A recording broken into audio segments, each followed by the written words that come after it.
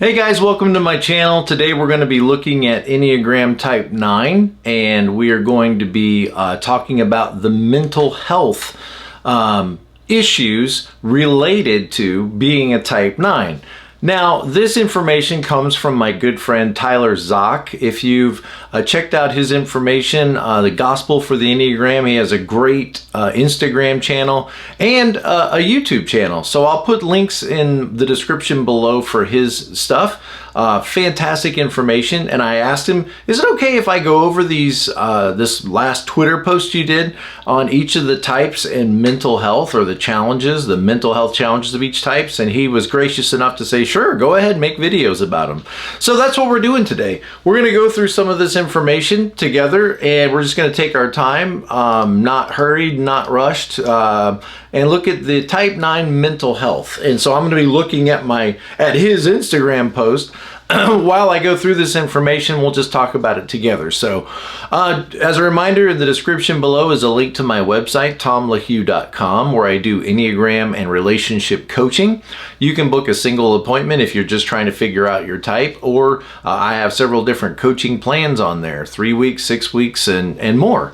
I also have a lot of on-demand classes, and I do live classes on Zoom on the Enneagram and other related topics. And I would love for you to consider signing up for one of those classes. Also, I'm available to speak. If you want me to come do a leadership training for your team or your staff or your church, or a marriage workshop, anything I can do to help, I'm here to help you guys. All right, so let's jump into this today and let's talk about the mental health of Type 9. Now, Tyler's given us about 7 or 8 or 9 different issues related to each type. And so the first one that's mentioned here on this post, and I'm gonna go into detail on one of them with some ideas I think that might help. But I'm just gonna read this. We're just gonna read it together, and we're gonna talk about it, see what comes out of it, and see if it's helpful to you, which I'm sure it will be. So first one he mentions for Type 9s is the tendency to internalize my feelings. The tendency to internalize my feelings. And this is what he says. He says it in first person. He says, I may struggle with bouts of depression because I internalize my feelings and avoid conflict. And we all know that 9s, tend to, especially 9-wing 1s, tend to try to minimize conflict. I realize my experience with Type 9-wing 8s is they can be a little bit less conflict avoidant, a little more willing to challenge and be challenged by others, but still at the end of the day, you're a 9, and you don't really want conflict or ongoing conflict. It creates a lot of anxiety, and the tendency for 9s is to internalize their feelings instead of projecting them out and maybe working through things, which can contribute to a sense of numbness, low energy, and disconnection. So is that something that you experience? A numbness, low energy, or disconnection? It might be that you are internalizing your feelings. Maybe you need to talk about your feelings with somebody. I don't want to get mushy and all that, but there's a lot of people out there that would be willing to work through this, these feelings with you. So maybe reach out to somebody and say, hey, I need to talk about this. Or if there's a person in your life that is problematic, what you might realize is not having these discussions out loud tends to cause you to have them internally. And so it might be easier to just have it out loud. In other words, think a little bit like an 8. If we're going to have a fight, let's just have it right now. If we're going to have conflict, let's just have it right now, rather than to have this kind of ongoing simmering conflict that can just, kind of leak out and exist beneath the surface. So number 1, the tendency to internalize my feelings. What do you think about that? Do you think he's onto something? All right, number 2 is excessive worry. Excessive worry or anxiety. And that makes sense. I mean, you have a line 2-6, sort of your disintegration line. When things aren't going well, you might look a little bit like a 6. And of course, when you think about 6s, you think of that kind of panicky and anxious, nervous energy. And so one of the challenges, or one of the mental health challenges of a 9, could be excessive worry. I may experience generalized anxiety disorder, which can lead to excessive worry, restlessness, and difficulties in asserting myself. And you know, again, I work with a lot of 9s, and as gentle, sweet, and kind, and loving, and you know, as 9s tend to be, there can be a general sense of difficulty often in asserting yourself. And think, 9 is a withdrawn type. 9, 5, and 4 is withdrawn, and your dominant wing might be a 1 wing, which is compliant. Your line of disintegration is to 6, compliant. And so you might find yourself spending a lot of time complying with other people's agendas or withdrawing back away and sort of recuperating. But the one that might be most difficult for you is being assertive. And just think, if you wanted to be a balanced person, and think of health as balance, if you were wanting to be a balanced person, you want to be balanced between all 3 of those. You need, in other words, you need to know when to be compliant with people, when to say yes and move along with their agendas, and also when to pay attention to what needs to be done in your world. You need to be able to withdraw and get away and recover and think through your own agenda and think through your own feelings. And then you've also got to be assertive of moving toward what you really want in life. And this can be challenging for a lot of 9s. It can be difficult. All of us can have challenges with this, but from my interactions with 9s, they often have a challenge with being assertive. So, excessive worry. How do you feel when your environment's not doing well? When people around you are upset, or when you think people around you are not happy that you're there, or you're being a problem, they're communicating that you're being a problem in some way. Probably your natural instinct is to either apologize and say, I'm sorry, or to remove yourself, to minimize yourself in some way. So, excessive worry. I may experience generalized anxiety disorder, which can lead to excessive worry, restlessness, and difficulties in asserting myself. Okay, next, I think is number 3, is detached from reality. I kind of like that one a little bit, but obviously I'm a 7, so I can find myself a little bit detached from reality too. Detached from reality. And remember, the 9-wing 1 is called the dreamer. And so we're already kind of seeing a little bit of that in this point. And this is what he says: I may have episodes of dissociative experiences as a result of my tendency to disengage from conflicts or from stressful situations in order to maintain peace. I may feel detached from reality and feel like I'm in a dreamlike state or living in an unfair world. So, detached from reality, dreamlike state, and it sounds to me like what's being said here is like it's sort of like a self-protective strategy. If the world around you becomes too much, if the relationships around you become too much, if the other people's agendas around you become much stronger than yours, then there may be a tendency to sort of disengage and to go into your inner world and to retreat into your inner world and living in a dreamlike state in an unfamiliar, did I say unfair? In an unfamiliar world. Okay, I get that. I don't really get the disassociative experiences. I was coaching somebody in the past, a couple of months ago, and they sort of stopped the appointment and were talking about how they were having a disassociative experience during our conversation. And I guess I can't really identify with that. I can totally identify with daydreaming or being losing my focus or being unfocused, or I can completely identify with that, or wishing I was somewhere else. And I wonder if that's similar to what is being described here. So I may have episodes of dissociative experiences as a result of my tendency to disengage from conflicts or stressful situations. How do you do under stressful situations? Are you able to handle it? Have you had to learn to be able to sort of like resolve yourself, to be able to handle stressful conversations or stressful situations? What if everybody in the house is disagreeing? You know, think like we're planning Christmas vacation and people are getting very opinionated.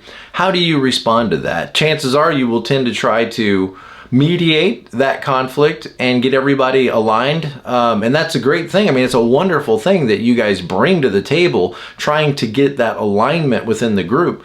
But what if you can't get that?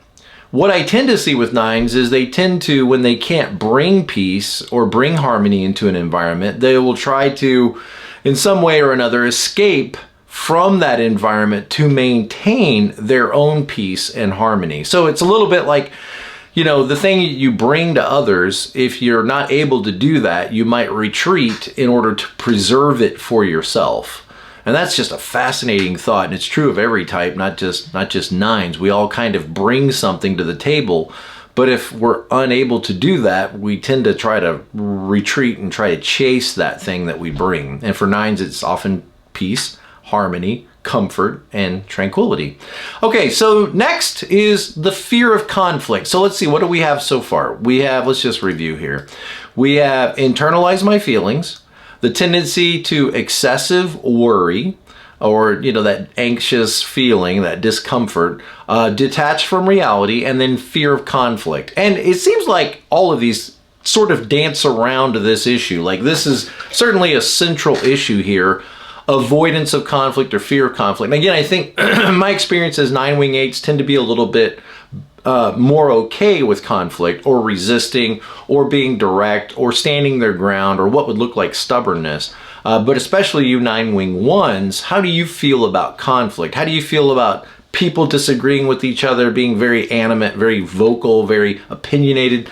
Chances are with most 9s, they tend to get a little uncomfortable with that. And so this is what Tyler posts here. He says, I may exhibit traits of avoidant personality disorder in relationships and social situations due to my fear of conflict and rejection.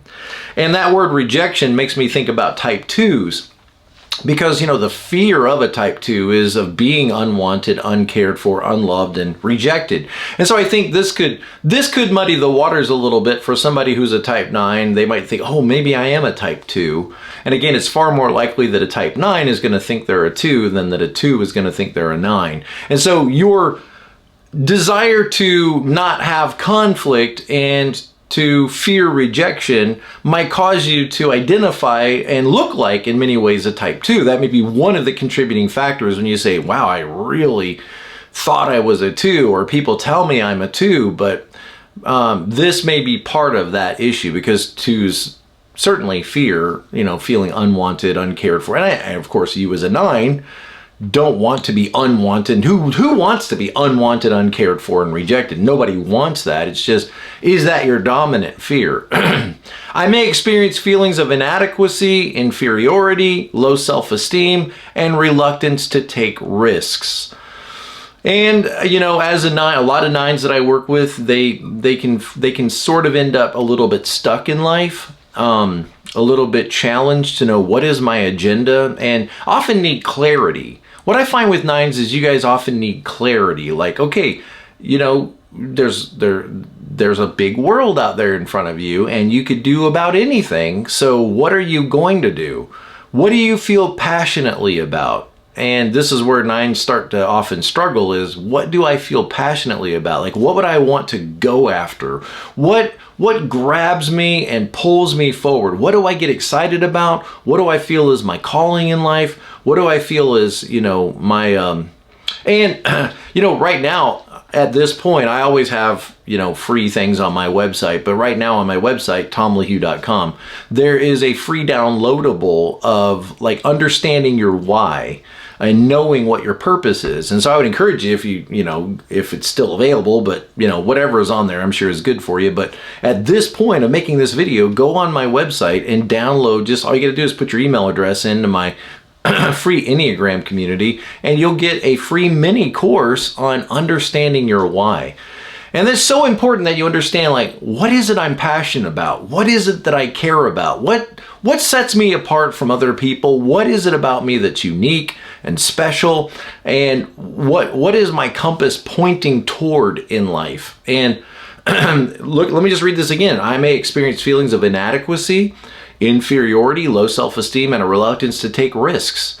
And that certainly doesn't sound like you're aligned to 3, and it certainly doesn't sound like you're 8-wing, but it definitely sounds a little bit like that 6, you know, place that 9s sort of retreat to in unhealth or under stress. We want to get into that, more of that 8, you know, spirit, and that 3 of like owning my space, owning my voice, and making decisions, and being okay if other people don't get it, or being okay if other people have problems with it. That's a little bit, let me just say it directly to you. You have one life, and it's your life, and you need to own your life. I'm glad that you love other people, and that you are very responsive to other people, and that you care about other people's feelings. I mean, that is fantastic. That's one of the reasons we all love you guys. But at the end of the day, you also need to remember you are a separate person who it's okay for you to show up fully and own your own life and decide and to make decisions for yourself. And yeah, it might cause conflict with other people, but realize the people that are for you, the people that want your best interest in life, they're going to be glad you're doing this. They're going to be thrilled that you're deciding for yourself, your own course of action in life. They will support that. The people that don't support that, you got to really ask, are they really your friends? Are they really for you? If knowing what you want in life and moving toward your goals and having your own agenda is a problem for me, you got to ask yourself, is this person really for me? Are they really on my team? And so we want to balance that, caring about other people. Think of it like two neighbors with a fence, right? You want to care about your neighbor, and you don't want to irritate them. You don't want to cause problems with them, but you have a right. If you want to put a pool in your yard, you have a right to put a pool in your yard. You have a right to put a new roof on your house. Yeah, but all that noise is going to bother my neighbor. Well, I'm sorry. Everybody has a right to own their own space. And yes, you want to be compassionate and caring about your neighbor, but you can't let your neighbor set your agenda for you. So, okay, fear of conflict. Okay, we're picking up here with, let's review these again. Let's go back, click, click, click. The mental health of type 9, and we have internalize my feelings, the tendency for excessive worry, to detach from reality, fear of conflict, and then next is internalized stress. Internalized stress, and this shouldn't surprise us, right? When you have a problem or a hard time externalizing it, like, talking about it and sharing it with other people, then your tendency is to internalize it. And so if we don't have these conflicts externally, we're going to end up having them internally. I may experience difficulties with sleep, such as insomnia or restless sleep, and as a result of internalized stress and unaddressed emotions. And so, do you do that? Do you have a tendency to internalize your stress? And stress isn't necessarily a bad thing. It's just all of the challenges that we go through in life. It could be physical stress, it could be relational stress, it can be, stress related to our the challenges that we're facing in life or in our job. We're all going to have stress. It's just we want to deal with stress in a more positive way by acknowledging it and then creating a plan to work through it, not to just shove it down and everything's going to be okay. You'll see tomorrow it's all going to work out on its own. Well, it might not work out on its own. We may have to take a more active role in addressing the challenges and struggles in our life. So do you internalize your stress? And maybe you're not even aware of how much stress you're internalizing. Okay, next is people pleasing. Well, that's great. I mean, if you want to be a people pleaser, I'd love to have you in my life. A lot of people will collect you because why wouldn't people want to be around somebody who's there to please them? It's just when you get to the end of your life, do you really want to spend your life just placating others so that there's not a problem for you? Obviously, nobody would choose that. But you may be choosing that indirectly without thinking about it. So let's read what the statement is here. I frequently rely on people pleasing as a strategy to preserve harmony. Wow, there's a lot more on that statement, but just let that sink in for a minute. I mean, think about that statement. How does that make you feel? Because maybe you've never thought about it as a full-blown strategy that you've developed. But is it a strategy that you use to maintain your own peace and to keep there from being greater problems in your life, at least in the immediate moment. Now, it may create long-term problems, but let me just read that again and just see how it makes you feel, because it makes me feel uncomfortable. I frequently rely on people-pleasing as a strategy to preserve harmony, often to the detriment of my own well-being. In other words, saying yes to people and agreeing with them, or complying with their needs, complying with their agendas. But then after that moment, after you've done that, sort of feeling uncomfortable that you've agreed to this and wishing that you hadn't agreed to this, and trying to figure out ways that you can get out of doing what you've agreed to do, because really it wasn't you agreeing to their agenda as much as it was you agreeing to, I don't want there to be problems. I don't want there to be conflict between me and them. So let me just read that again. And you've got to like highlight this in your life. People pleasing. Again, there's nothing wrong with wanting to make people happy. I mean, I'm a 7. That's what it's all about. Wanting to make people happy and wanting to have healthy relationships. But this really isn't about a healthy relationship. If you have to people please another person in order to have a relationship with them, this is not necessarily a very good relationship. Okay, in other words, it's a great relationship as long as I don't show up fully. If I were to show up fully, then it would be over. If I were to voice my opinion, if I were to disagree with them, if I were to say what I really want, well, then this relationship would be over. Well, that's kind of an important thing for you to realize, okay? I frequently rely on people-pleasing as a strategy to preserve harmony, often to the detriment of my own well-being. And this tendency leads me to constantly worry about others. Notice that line to 6 again, that anxious, internalized stress, neglecting my own needs. How does that phrase even sound to you? My own needs. Are you aware of what you need? Does it feel selfish if you think about your own needs? Does it feel like you're being too dominant or taking up too much space if you focus on your own needs? And right there, you'll probably encounter the sloth of the 9 of, I don't know what I need. Just trying to like even think about that and prioritize that list could be challenging for you. Neglecting my own need. What do you need? What do you need in life? And you're probably saying, oh, I don't need much. You know, just a beach somewhere and a chair and a nice drink and people around me that, you know, that love me. I don't need much.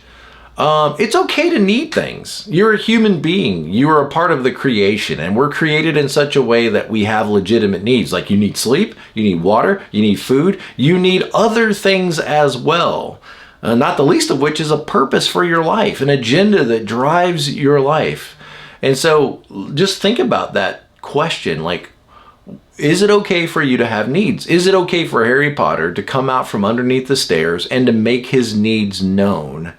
Or will he just end up in trouble if he says anything or does anything? The strong desire for harmony can also prevent me from expressing my true feelings, and at times it keeps me trapped in toxic relationships. And this seems to be somewhat characteristic of 9s. You've probably had people in your life say to you, why are you friends with that person? They're not good. They're not your friend. They just use you for your car. They just use you for your apartment. They're not really your friend. And you might think to yourself, well, they're not so bad. I seem to get along with them. I seem to understand them. And that's probably true. You do probably get along with them better than anyone else could. Nobody else would, because that person's a taker. They're not a giver. They don't look at you as though you're an equal. They look at you as somebody that can be exploited. And as a 9, you might be blind to this kind of thing. Your tendency to get along with people and please them can be so great that you could collect people in your life that are really not your friends. They're projects that need your assistance. They are project people that need your time, attention. They need your money. They need your resources, but they don't really want a relationship with you. And if that's going on in your life, I want you to open your eyes and see that and realize, like, every once in a while, you got to go through your closet and you got to pitch out the clothes you don't wear. It's not that they're not great clothes. It's not that they wouldn't fit somebody else and look great on them. It's just for whatever reason, you don't really wear those outfits, okay? And it's not a bad thing for you to kind of go through your Facebook every once in a while, or even go through your relationships and say, you know what, I need to like offload some relationships. Some of these relationships are just not really equal. And if you want to keep people in your life that are projects that you care about because you want to make their life better, then by all means, keep them in your life. Just recognize that this isn't really a two-way relationship. Like this person in my life, I have them in my life because I'm trying to mentor them, and then be intentional about that. Just say it out loud. That's all I'm saying. Say it out loud. Just recognize the difference between the people that are really your friends and the people that you've collected and the people you have to minimize yourself around in order to get along with. Okay, people pleasing. All right, and then, you know, probably one of the big issues that's going to come up from that is the need for boundaries. And I've got several videos on boundaries. You can go into my Type 9 playlist here and find Type 9s and boundaries. I have just a video for you guys on boundaries, but boundaries is so important for 9s. Okay, next is bothering others. Bothering others. How do you feel about bothering others? Do you feel like you're bothering others when you show up fully, when you have a need, when you need people to stop the car so you can use the restroom, or when you're hungry? I often struggle with feeling like I'm inconveniencing or bothering others by asking for help. Is it okay for you to ask for help? Notice, would you be bothered by them if they asked you for help? Probably not. I feel like I'm intruding on their peace. This difficulty in asking for support can further deplete me. So this could be a challenge for you, is just having your own needs and knowing what they are and advocating for them. Good word for you. Advocating for your own needs or on your own behalf could cause a problem for you because you so value peace and harmony that you don't want to disrupt it in other people by being someone that has needs yourself. And this is another thing you might share with Type 2s and could cause you to misidentify yourself as a Type 2, because 2s don't want to have needs. They're here to take care of everybody else. Remember, their sin is pride, and they don't want to see themselves as someone who has needs like everybody else. And that could be a little bit true for you as 9s, is it's okay for you to need something. One of the things I often say to 9s is just to ask yourself the normal person question, okay? And what do I mean by that? What I mean is, ask yourself, is it okay for a normal person to, for example, stop a waitress and ask her for a refill on a drink? And you might say, well, of course it's okay for a normal person to do that. Okay, well now you know it's okay for you to do that. Because in the moment when that waitress looks really busy and kind of, you know, frustrated, you might feel very uncomfortable flagging them down and saying, hey, I need a refill on my drink, because you don't want to upset her, you don't want to bother her, you don't want to be a problem. But then just ask yourself, is it okay for a normal person to disagree with their husband about, you know, what school to put their kids in? Is it okay for a normal person to want seconds on their lunch? Is it okay for a normal person to want to have and expect to have an air conditioning system in their car? Is it okay for a normal person to do that? Well, then I guess it's okay for me, but I don't want to bother people. Well, you know, the reality is you're a person that has certain rights and certain needs, and the people that love you shouldn't be bothered by you. They should be happy to have you in their life. And so we appreciate that you don't want to bother us, but we expect that real people are going to have real needs that are going to have to be addressed in life. Okay, next. Oh, this is the one I really want to spend some time on. Decision anxiety. Decision anxiety. And on this one, I actually printed out, 6 steps we can take to help us with this issue. And probably this one stuck out to me because I know that I struggle with this myself. And it's probably due in large part to the fact that I'm a 7-wing 6. And that's something that you and I share in common. Actually, 9s and 7s, we share a lot in common. We share 6, a connection to 6, 8, and 1, all these things we share in common. And so look, let me just read what what is on the Instagram post, and then let me look at my little list here of, cheats that can help us both. So decision anxiety, this is the statement. I often struggle with decision anxiety, whether it's picking out a gift or planning a vacation. I find it difficult to make choices because I don't want to make the wrong decision. I don't want to upset people. I don't want to be a problem. I don't want to create problems. And this anxiety can cause me to freeze and delay making a decision until the last minute. And man, I can tell you a lot of appointments I've had with nines and with people who are, in relationship with nines, this can be a big problem because the nine just, delays and delays, and that difficulty in making decisions, that difficulty in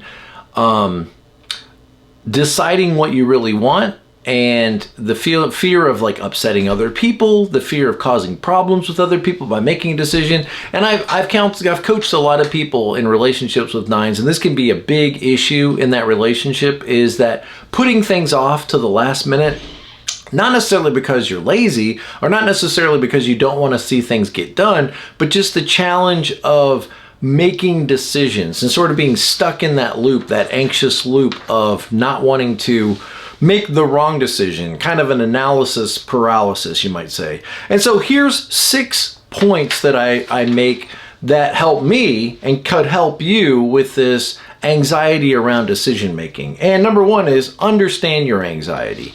Understand, like, what is this anxiety about? What's going on? Like, try to analyze a little bit and say, what is it that's causing this anxiety within me? Understanding your source of anxiety can be the first step toward addressing it. Are you anxious about the potential consequences of your decision? Are you worried about what other people will think? Or maybe, like for a 7, it's the fear of limited options. If I choose this one, then I'm letting every other option go, or I'm saying that this is what's going to make me happy, and it can be too much stress. Limiting yourself to one choice. So what is it about this decision that's making you feel anxious? By pinpointing what specifically is causing your decision anxiety, then of course, hopefully we can better address it. So what is it about this decision? So imagine that you're trying to choose between one job or taking another job. One job in Toledo and the other one's in Phoenix, Arizona. What is it that's creating this delay within you? What is it that's keeping you from just settling the issue and making a decision? The second step in understanding your decision anxiety and trying to get past that is gathering more information. And this is when you look around your environment to see, what am I not seeing? And really think about for a minute, what information might I be leaving out? So gathering information. Sometimes decision anxiety stems from a lack of information. I think sometimes it can be a result of having so much information. You could overdo this as well and have so much information that you end up more confused than... There's an old saying, know when you know enough to make a decision. And if you're 70-80% sure, then you probably know enough to make a decision. But gather information. If you're unsure about the choice you should make, gather as much information as possible about your options. This might involve doing some research, seeking expert advice, or discussing your options with trusted friends and family members. So you want to understand what is it that's causing the anxiety about this decision. A lot of times the decision really is just a choice. Like you feel like you're going to do the wrong thing, or you're going to make it all bad. And a lot of times it's just, what is your preference? It's not necessarily good and bad. It's just, what is your preference? Gathering information. And then the third one is avoiding perfectionism. So avoiding perfectionism. Remember that there's no such thing as a perfect decision.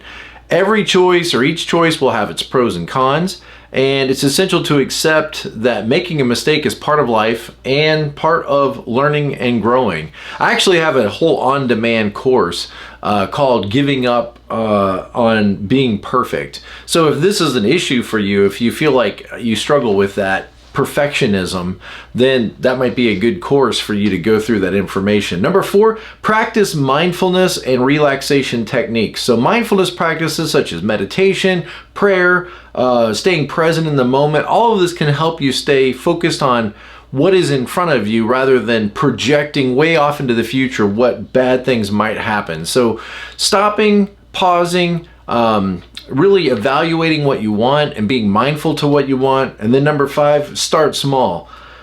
So you're feeling overwhelmed about a significant decision, then maybe you could start with some smaller ones, or break the decision down into smaller pieces. And that will help you build confidence. And as you build confidence with these small victories, you're able to then start to gradually build some momentum to move on to those bigger decisions. And then finally, seek professional help.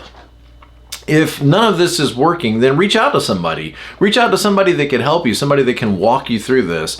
You know, chances are as a 9, you tend to be really good at helping other people figure out their problems. But then when it comes to your own, sometimes you can feel a little bit overwhelmed. Another course that I would encourage you to look at is my on-demand 10-day challenge. And that is just a great course to help you like clarify your goals, get serious about what it is you really want, and then start taking practical steps to move forward in those goals. That's called the 10-day challenge. And I would encourage everybody to look at that class because it's just such helpful information in getting things done. So there's some help for this decision anxiety problem. Do you get anxious when you think about making decisions? Is there something about making decisions in that whole process that sort of creates a certain level of discomfort within you or anxiety within you? And then let's see, the last of these that are given to us by this Instagram post is the challenge of saying no, or having a hard time saying no. And you know, you tend to be a yes kind of person, like a yes and, yes, I hear you, and let me add this, yes, and. How does it feel for you to look at people and just say, no, no thank you, I'm not interested, no thank. Again, 9-wing 8s I think are often a lot better at this, or it comes a lot easier for them than it does for 9-wing 1s. But all of us need to work on this. And this word no is just a boundary word that says, thank you, but I'm not interested, or thank you, but I'm not going to be able to help you with this. Just that challenge of saying no. So here's the statement. I find it difficult to decline others when I see someone is in need, even when I'm desperately in need of a break or fun or leisure or relaxation or enjoyment myself. And so when somebody else presents their need, does their need seem greater to you than your own? However, taking on more responsibility eventually makes me feel overwhelmed to the point where I simply just want to retreat from everything in life and avoid everything in life. And of course, that's not healthy. You want to be able to be a balanced person who's able to say yes and really mean yes, no and really mean no. So much of 9s, it seems like, is in that middle place of it's okay, it's fine, I don't really know, it's all right. And we want to get better at green lights and red lights and have a lot less yellow lights. Let's just say it that way. A lot less in-between responses for people. So I hope that this has been helpful to you. I think that this series is really good. I'm going to go through each one of the types and go through them. And just to review, let me go back to the beginning and let's see these in order. Internalizing my feelings, excessive worry, detached from reality, fear of conflict, internalized stress, people-pleasing, bothering others, decision anxiety, and the challenge of saying no. So if that sounds like you might be a pretty typical 9-wing 1. These are some of the things, and some 9-wing 8s, but these are the things that you're going to find challenging often in keeping your positive mental outlook. And again, I'm available if you want to work through these, you want to talk through these, maybe you got some relationship challenges or issues in your life. Feel free to book an appointment with me. I'd love to talk to you and help you in any way I can. And as always, be present to life. I'll see you next time, guys.